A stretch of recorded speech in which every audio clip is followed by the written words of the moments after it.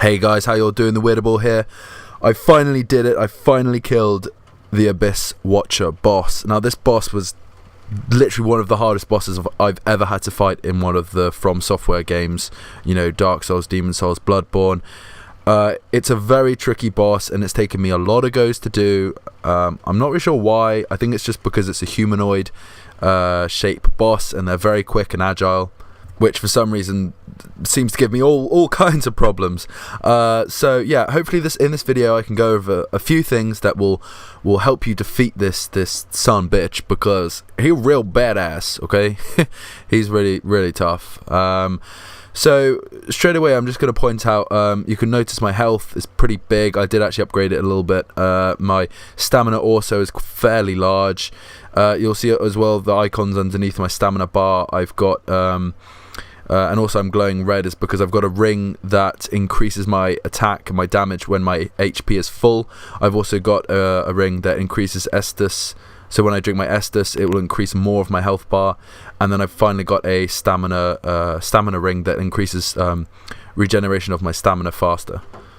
So overall, those kind of perks or assets or abilities or whatever you want to call them, they help out a lot in this fight, especially the stamina ring, because you know, having that ability that your stamina regenerates faster is so worthwhile when you're rolling around and you're sprinting, because in this boss fight, as you'll see, sprinting and rolling happens an awful lot. So yeah, if you don't have the stamina ring, I suggest you try and look up a video or you Google it, how to get the stamina ring. I can't actually quite remember the exact name of it, but yeah, it's definitely worth getting. And obviously make sure your health is pretty high up and your stamina is pretty high up. Right, okay, anyway, enough of the stats and stuff. If you've been trying to do this boss fight numerous times, you probably know the route you take already to try and just run to the boss, because, you know, I'm not going to bother with all those enemies again, because it just gets annoying after a while. So anyway, you go around the side as you just saw. Right, so let me just pause it a sec, because I want to explain my tactics in this fight. So when you go in, initially there's one Abyss Watcher. Initially, okay? As you all know, over time, more raise from the dead, and you then have to fight more of them. But actually what happens as you watch throughout the video is that you only ever have to fight probably 2 at a time, but you can actually make it so you're only fighting 1 at a time. And also there's a trick as well where if you basically kill the first one that gets resurrected, the next one that gets resurrected will then actually start attacking the real one, because you can only afflict damage to the Abyss Watchers, the health bar at the bottom, by attacking the real one. So obviously you guys want to know, how do I know if it's the real one or not? Well, the answer is you kind of just have to look. You have to keep your eyes open. Another thing as well, which is a very bad idea, is using the lock-on to lock on to the target, because he's too fast and it makes you so static you can't move, so you're completely vulnerable to his attacks. So as you see here, one of the Abyss Watchers, not the real one, has been resurrected. Now you'll easily be able to take him down. Well, I do anyway. So I've killed him now, okay? So there's only one more left. So the next one that gets resurrected will now actually attack the real one, which helps us quite a bit, because obviously that means when these two are going, you know, toe to toe, we can get involved and, you know, snipe in, take a little bit out. It's kind of like playing free for all on Call of Duty or Halo or whatever. You go in and get a few chunks and run back out. Obviously in that process, try not to get hit.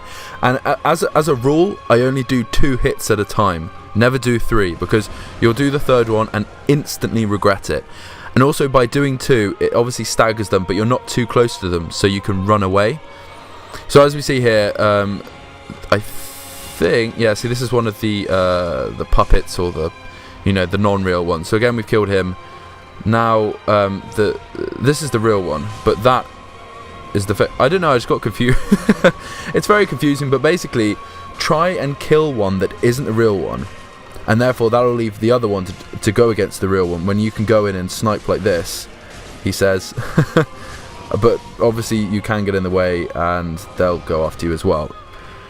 Also, do not forget to Estus up.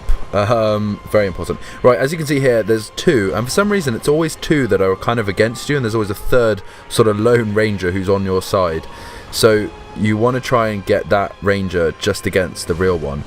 So if you can, get rid of the puppets, you know, like this. Get rid of this guy because you don't need him. So now it's just you versus the main guy. Then just go in and you can take it down. His health isn't actually that large. So now that bit's done. I'm just going to pause the video. It hasn't frozen, don't worry. So now that bit's done. Classic Dark Souls tough ass game where it decides, you know, that wasn't enough. So now we're going to form a super badass boss that's even harder than what you just did. So within theory, hopefully, by the time you finish that, you've only used maybe 2 Estus flasks. I did it once where I didn't use any at all. It's all a bit of a potluck situation sometimes. What's funny about this boss is the fact that every time I started to face him, I kind of started to go into like panic boss mode where I was like, oh god, I'm fighting a boss, he's going to be impossible, you know, I can't do it, blah blah blah. And what you have to realise is, this was in another video I watched on trying to defeat this guy. This is before I'd done it, and what they said, which is quite right, is he is basically exactly what you've just been fighting. He does exactly the same moves, apart from he just has a sword that's on fire. That's it. And he does maybe one other attack that's a bit different, but essentially he's exactly the same guy that you've just been fighting. So what you have to do is just get very comfortable with his moves. You have to know when he's going to dodge back, when he's going to lunge forward like that, which is why you need a lot of health, because some of his attacks really do take a lot of damage. What he just did there is what you want him to do. What I found out was basically when he does that, that's the easiest time to attack him. So in theory, hopefully, like that, and then go into, I missed him there, I kind of cocked it up a bit, but also because he isn't really like a boss, he's just like another really hard level NPC. He gets staggered when you hit him, so you can interrupt his attacks. But as you keep seeing, he keeps doing the dash attack. Let me just pause it here a sec.